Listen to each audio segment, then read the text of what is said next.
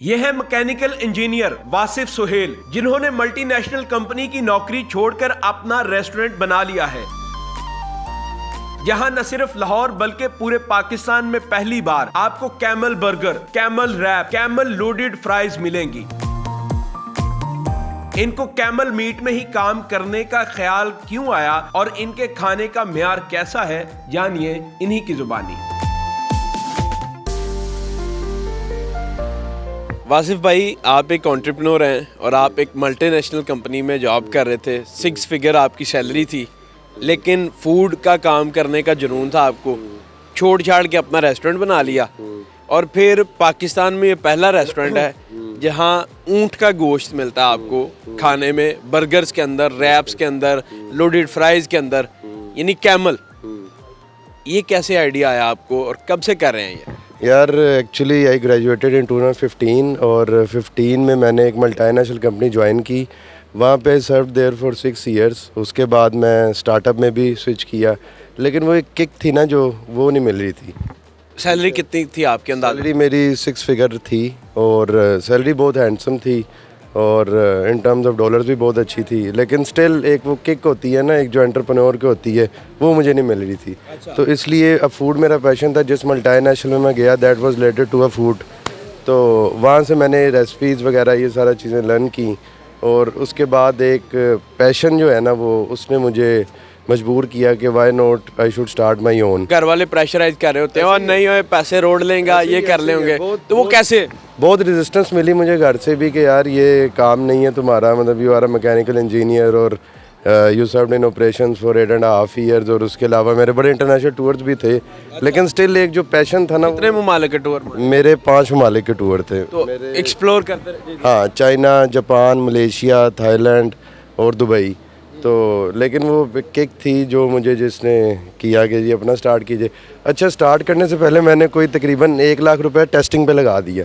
Like मैंने अपने circle में टेस्टिंग करवाई, इम्प्रूवमेंट की, कंटिन्यूस इम्प्रूवमेंट की, अनटिल एंड अनलेस जब तक सब सेटिस्फाइड नहीं हो गए मैंने इसको स्टार्ट नहीं किया। और अब जब स्टार्ट किया तो इट्स बिन अ वीक और वेरी गुड रिस्पॉन्स।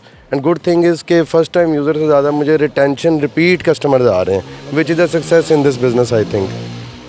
क्वेश्चन ये है कि ऊँट का गोश्त बर्गर के अंदर ये पहली दफ़ा, वरना बीफ लोग खा रहे हैं, चिकन खा रहे हैं, ऊँट ये कैसे ख्याल आया कि भाई कैमल खिलाना चाहिए? ऊँट में ये है, एक तो मैंने बचपन में भी और एक दफ़ा दुबई में भी जाके मैंने ऊँट का एक रैप ट्राई किया था और उसका taste is way much better than beef. तो उसका एक अपना सॉल्टिश टेस्ट था। तो फिर पाकिस्तान में, लाहौर में, पूरे पाकिस्तान में किसी ने स्टार्ट नहीं किया था।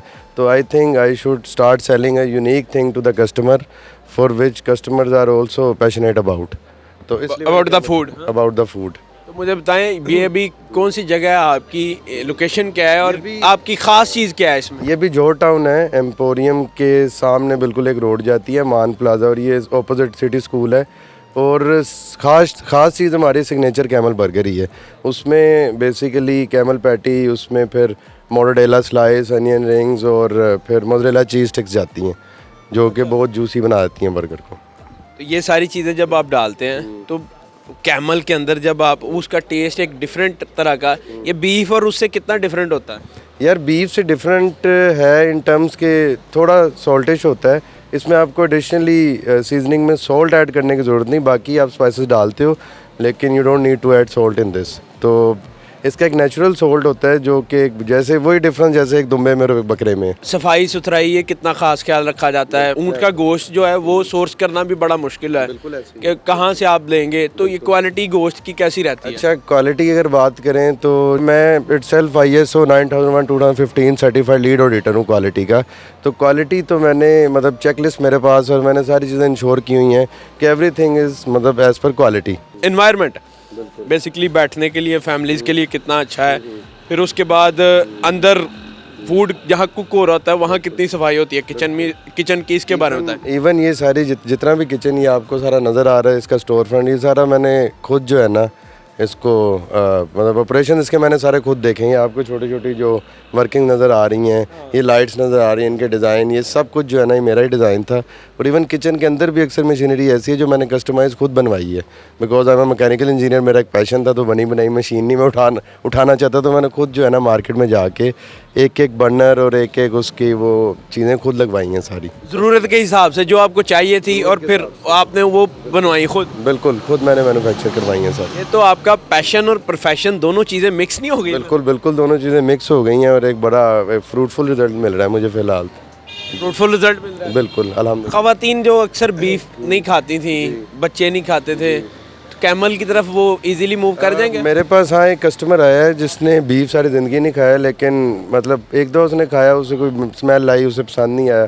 कैमल उसने फर्स्ट टाइम ट्राई कराया, मैंने उसे कॉम्प्लीमेंट्री ट्राई करवाया एंड ही वाज लाइक के मतलब मैं कभी बीफ नहीं खाया लेकिन कैमल मैं ज़रूर खाऊंगा अब। अच्छा, बिल्कुल। तो अब वो आता है खाने? अब वो एक दफ़ा आया है बिल्कुल, क्योंकि इट्स बिन अ वीक, तो एक दफ़ा तो वो आया ज़रूर। इधर फैमिलीज़ के लिए बैठने की जगह है? हाँ बिल्कुल फैमिलीज़ के लिए बैठने के, बाकी फैमिलीज़ का ये भी है कि जैसे कार डाइन इन आप सामने देख सकते हैं, पार्किंग स्पेस बहुत एम्पल है, मतलब they can come inside car और वो कार में खा सकते हैं, फिर फैमिलीज़ भी यहाँ बैठ सकती हैं, तो बड़ा एक अच्छा इन्वायरमेंट है यहाँ पे। टाइमिंग क्या है, कितने बजे से कितने बजे तक आप ओपन होते हैं? टाइमिंग हमारी है 1 बजे से लेकर रात 12 बजे तक। 1 से दोपहर 1 से? दोपहर 1 से रात 12 बजे फिर इसकी प्राइस भी बिट एक्सपेंसिव है? Exactly. उससे बर्गर की बीफ से या बस एक जैसे ही है? बिट एक्सपेंसिव, मतलब थोड़ी एक्सपेंसिव है, इतनी ज़्यादा एक्सपेंसिव नहीं है, मतलब वो बड़े स्लाइड मार्जिन के साथ है, लाइक को 100 रुपीज़ का डिफरेंस।